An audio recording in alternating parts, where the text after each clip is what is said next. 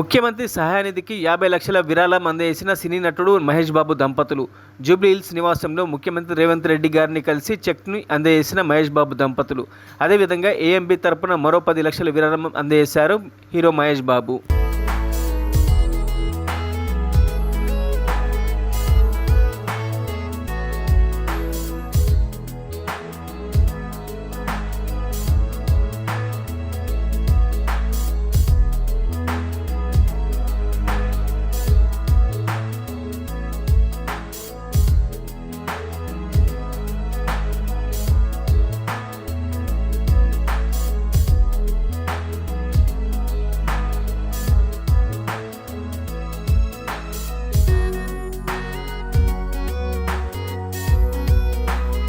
మరిన్ని అప్డేట్స్ కోసం మా ఛానల్ని సబ్స్క్రైబ్ చేయండి.